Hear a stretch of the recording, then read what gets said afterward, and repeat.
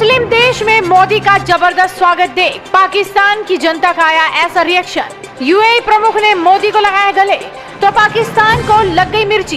पाकिस्तानी आवाम ने अपने ही पीएम को जमकर सुनाई खरी खोटी, बीच बाजार काट डाला हल्ला। पीएम मोदी जलवायु सम्मेलन में भाग लेने के लिए दुबई में हैं।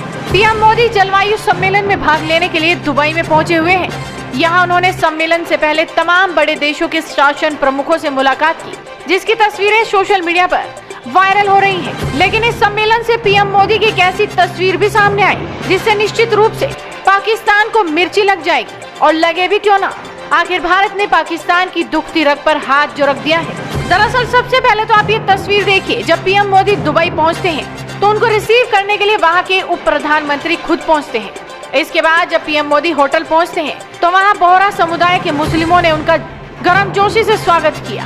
इसके बाद पीएम मोदी ने जलवायु सम्मेलन में दुबई पहुंचने पर सम्मेलन के आयोजक और संयुक्त अरब अमीरात के शासन प्रमुख मोहम्मद बिन जायद अल नाहयान से मुलाकात की। इस मुलाकात के दौरान दोनों नेता एक दूसरे के गले मिले और हालचाल पूछा। उनका इस तरह आत्मीय रूप से गले मिलना कोई पहली बार नहीं है। दोनों नेताओं की जबरदस्त बॉन्डिंग के साथ ही दोनों देशों के आर्थिक और सामरिक संबंध भी पहले से ज्यादा मजबूत होते जा रहे हैं। सोशल मीडिया पर इनकी तस्वीर वायरल हुई तो पाकिस्तानियों की धड़कन बढ़ गई। इसकी वजह यह है कि 57 मुस्लिम देशों में सऊदी अरब और यूएई ही सबसे पैसे वाले और प्रभावशाली मुल्क हैं। और इन दोनों देशों के प्रमुखों के साथ पीएम मोदी ने पर्सनल केमिस्ट्री बहुत मजबूत कर रखी है। लेकिन अब आप देखिए दुबई से आई इस तस्वीर के बाद पाकिस्तानी जनता किस तरह से अपने ही शासन प्रमुखों को सुनाने में लगी है कि जितने भी मुस्लिम ममालिक हैं उन सारों की जो प्रायोरिटी है वो हमें नरेंद्र मोदी नजर आते हैं। चाहे दुबई है, सऊदिया है, आप सारी कह लें कि मिडिल ईस्ट कंट्रीज़ देख लें, वहाँ पर नरेंद्र मोदी को बहुत ज़बरदस्त तरीके से वेलकम किया जाता है। उनके कह लें कि खुद प्रिंस वेलकम करते हैं या प्राइम मिनिस्टर्स जाते हैं वेलकम करने के लिए। ऐसे क्यों है? अब भी आप देख लें कि यहाँ पर उन्होंने आके डिस्कस करना है बैठ करके, भाई क्लाइमेट चेंज के लिए हमें क्या करना चाहिए, क्लाइमेट की बेटरमेंट के लिए क्या करना चाहिए। Why that like that? इसकी मेजर रीज़न है इकोनॉमी। आपकी मुल्क की इकोनॉमी बहुत ज़्यादा वीक है।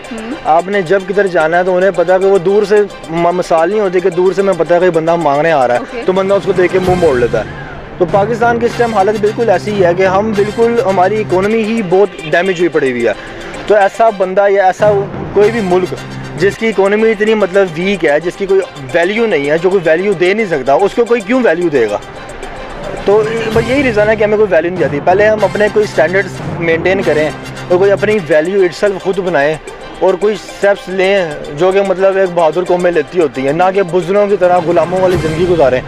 तो उस बंदे की कोई भी वैल्यू नहीं होती जो गुलाम है। और सबको पता है यहाँ पे मतलब कोई ऐसा क्वेश्चन में आकर नहीं कि मैं देखिए बर्थडे के ऊपर उनको बुर्ज खलीफा के ऊपर स्पेशल मेंशन किया गया था एंड विश किया गया था। Where is Pakistani prime minister? मेरा सवाल ये है, तो पहली बात ये है कि बुर्ज खलीफा के ऊपर नॉमिनेट हो जाना कोई बड़ी चीज़ नहीं है।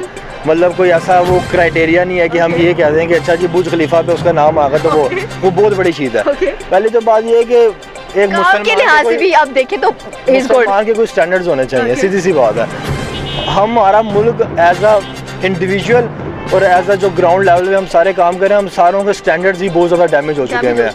हम किसी भी तरह से चीज़ों को लेकर सही नहीं चलते। तो हम जब ये इतने बड़े बड़े मसलों में हम इन्वॉल्व नहीं हो रहे, हम बिल्कुल गुंगे पैरों की तरह बैठे हुए हैं। तो ये क्लाइमेट चेंज तो मेरी नज़र में बिल्कुल एक बकवास मसला है। मेरा अपना एक मतलब पॉइंट ऑफ व्यू है, क्योंकि इससे बड़े मेजर मसले हैं, हमें पहले उन पर फोकस करना चाहिए। हालात हाजरा के तहत जो मौजूदा करंट टाइम चल रहा है, इसमें क्लाइमेट आपके सामने ही है। स्पेशली पाकिस्तान और भारत और बहुत से ऐसे ममालिक हैं जिन पे क्लाइमेट जो है वो असरअंदाज हो रहा है। तो मैं ये समझता हूँ कि वहाँ पे हमारी मौजूदगी भी जो है वो बहुत ज़रूरी थी हमारे प्राइम मिनिस्टर की, क्योंकि लाहौर की अगर स्पेशली बात की जाए तो लाहौर के आलूदा तरीन शहरों के अंदर जो है वो लाहौर का शुमार किया जाता है। और मैं समझता हूँ कि जहाँ पे नरेंद्र मोदी वहाँ पे अपने मतलब पॉइंट्स रखेंगे। न्यू दिल्ली एब्सोल्युटली राइट, मैं भी वहीं पे आना चाहता कि दिल्ली की अगर बात की जाए तो लाहौर के साथ ही दिल्ली का भी शुमार किया जाता है, जहाँ पे क्लाइमेट ने बहुत बैडली जो है वो इफ़ेक्ट किया। और एक अमेरिकन सर्वे भी है जिसके मुताबिक जो इन शहरों में लोग रह रहे हैं उनकी लाइफ तकरीबन 7 इयर्स तक जो है वो कम हो रही है। तो it's a very sensitive matter, और मैं समझता हूँ कि ऐसे मैटर के ऊपर जहाँ बहुत से मुल्क के वज़ीर आज़म जो है वो इकट्ठे हो रहे हैं, वहाँ पे पाकिस्तानी वज़ीर आज़म को भी जाना चाहिए था कि जब तक हम अपनी आवाम का नहीं ना सोचेंगे, तो जब तक हम अपने मुल्क के साथ सिंसियर नहीं होंगे, तो ये मुल्क की मिट्टी भी जो है वो हमारे साथ वफा नहीं करेगी। मुस्लिम ममालिक, मेरा ख्याल है कि उसको प्रोटोकॉल देने की वजह जो है वो कुछ ये भी है कि आप देखें कि उसने आईटी की इंडस्ट्री के ऊपर अपने मुल्क में कितना काम किया है, फिर उसने इलेक्ट्रिक इंडस्ट्री के ऊपर कितना काम किया, उसने तालीम के ऊपर कितना काम किया।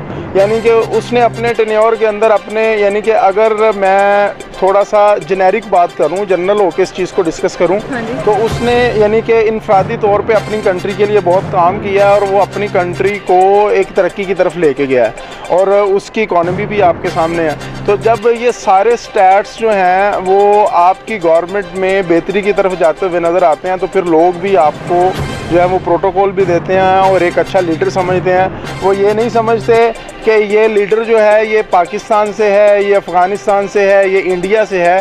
फिर उसको जो प्रोटोकॉल दिया जाता है उसकी जो एक सलाहियत है, जिस सलाहियत की बेस के ऊपर वो लीड करके अपनी कंट्री को ऊपर लेके जा रहा है, उसके ऊपर दिया जाता है। रही बात पाकिस्तान की, डेफिनेटली पाकिस्तान के हम रहने वाले हैं, पाकिस्तान को हम सपोर्ट करते हैं और हमारी भी ये दुआ है कि हमें भी कोई ऐसी शख्सियत मिल जाए फ्यूचर में जो कि हमारी तरक्की के लिए काम करे, आईटी इंडस्ट्री पे काम करे, तालीम के ऊपर काम करे, सेहत के ऊपर काम करे और हमारे मुल्क को, और ख़ास तौर पर हमारा जो मज़दूर तबका है जो बेचारा अभी महंगाई की वजह से इतना परेशान है कि उसके लिए अपने बच्चों को रोटी खिलाना मुश्किल है, उसके ऊपर काम करे।